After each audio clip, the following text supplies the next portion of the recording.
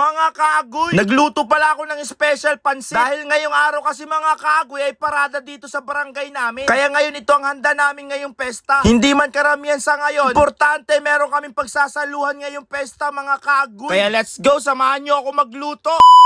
At dahil pangatlong pesta na nga dito sa barangay namin at ngayong parada, ito rin yung araw na paghahanda ng mga pagkain para sa pesta. Nung nakarang pesta mga kaagoy ay bongga yun yung ating handa. Pero ngayon kasi mga tol ay pansit lang iluluto natin dahil meron tayong pinaglalaanan. Bali ito iluluto natin pansit ay hindi lang basta pansit kundi sobrang sarap na pansit. Basta ang importante ay meron tayong handa ngayong pesta kahit pansit lang. Bumili na rin nga pala ako ng ice cream ni Mang Kanor. Pinaka the best na ice cream ito na umiikot sa barangay namin. Hindi sayang ang pera mo sa pagbili ng ice cream. Seafood pansit pa lang iluluto natin ngayong araw na to. Kaso pusit nga lang nadatnan ko at wala ng tahong at urang. Kaya hinugasan ko muna nga ng maigi ito bago nga natin hatiin na maliliit. May kamahalan pa nga ang pusit ngayong araw na to. 85 isang kilo. Nung natapos ko nga lahat, i-ready lahat ng mga kailangan natin. Agad ko na nga nilabas tong malaking talyasin natin. At sinindi nga yung kalat para maumpisahan na ngang magluto. Isa rin ba kayo sa mahilig na kumain ng pansit? Kung tatanungin yung mga kaagoy, sobrang gustong gusto ko ang pansit. Wag lang yung pansit na walang lasa. Sino ba naman gustong kumain ng pansit na walang lasa? Abay, syempre wala. Ang gagawin lang muna natin ay gigisa muna natin yung sibuyas at bawang. Tuwing nagluluto kasi ako ng pansit mga kaagoy, dinadagdagan ko ng mga seafood. Sobrang sarap kasi ng pansit seafood mga tol. Kung may nabili lang talaga akong tahong at talagang mas masarap ito. Yun nga lang, 1:30 na hapon na nga ako bumili sa palengke namin. Igigisa lang natin lahat ng mga pangsahog natin. Tulad ng pusit, manok na dinurog, at saka squid ball. Kaya yan muna ang pangsahog natin ngayong araw na to. At saka maglalagay pala tayo dito ng oyster sauce. Sa pagluluto ko na nga mga kaagoy, hindi nawawala ang oyster sauce. Iba kasi ang binibigay niyang lasa kapag nagluluto ako. Bali naglagay na pala ako dyan ng mga paminta, konting ginisa mix, at konting betchin. Hinugasan ko na rin pala yung mga gulay natin. Di na rin pala ako bumili ng chicharo dahil napakamahal. Nung natapos na nga natin ito igisa mga kaagoy, saka ko naman na tinanggal. Dahil ilalagay natin yan mamaya sa ibabaw kapag naluto na yung pansit. Diyan sa inyo mga kaagoy, kapag pesta nyo ba naghahanda rin ba kayo? Dito sa bahay kasi tradisyon na namin yon. Na tuwing pesta ay naghahanda kami. Ngayong pesta lang din naman kami hindi nag-imbita dahil kulang ang handa namin. Nung last time kasi mga kaagoy, nagluto kami ng mga buttered seafood, mga sisig, pansit, adobo, pinapaitan, at iba pang ulam. Kapag marunong kang magtansya mga kaagoy, tatansyahin mo lang tong toyo mo. Huwag mong sosobrahin para hindi maalat. Bibilisan na natin ang pagluto para makapanood pa tayo ng parada sa labas. Bali 2 kilong pansit pa lang iluluto natin ngayon. 1 kilong sapuro at 1 kilo't kalahating pansit kanton. Una ko muna nga nilagay itong sapurong pansit. At pagkatapos sinunod ko naman dito yung kanton. Ilalagay lang naman natin lahat ng mga nabili nating mga kanton. Ngayon naman itutulak mo naman pa ilalim para maluto. At kung umabot ka pala sa video ito, paki-comment naman kung taga-saan ka para alam ko kung saan napadpad ang aking vlog. Bali gugupitin lang natin tong kanton dahil sobrang lalaki nga. At pagkatapos sinalo-halo ko hanggang maluto. Nilagay ko na rin pala yung pinagkuluan ng manok para mas lalong masarap. At dahan-dahan natin ilalagay yung mga gulay na pangpakulay sa ating pansit. Kapag wala kang nilagay na gulay, ibig sabihin hindi colorful ang pansit mo. Sa paggagawa ng pansit ay hindi dapat nawawala ang mga gulay dahil isa to sa nagpapasigla sa ating pansit. Haluin mo lang to the left to the right hanggang maluto. Kapag okay na nga yung pansit at gulay natin, saka naman natin ilalagay yung mga pangsahog natin sa ibabaw. Ganitong itsura pa lang mga kaagoy, talagang panalo na. Ganito gumawa ng masarap na pansit. Hindi dapat tinitipid sa rekado. Para mas lalong bumango, naglagay na nga ako ng dahon ng celery para maging quality ng mga tol. O mga kaagoy, luto na nga yung pansit namin dito sa bahay. Pwede na tong kainin maya-maya. At dahil luto na nga yung pansit natin mga tol, pupunta na nga tayo sa labas ng bahay para i-check natin kung nagumpisa na nga yung parada doon. Saktong-sakto nga yung paglabas natin, nagumpisa na nga yung parada mga kaagoy.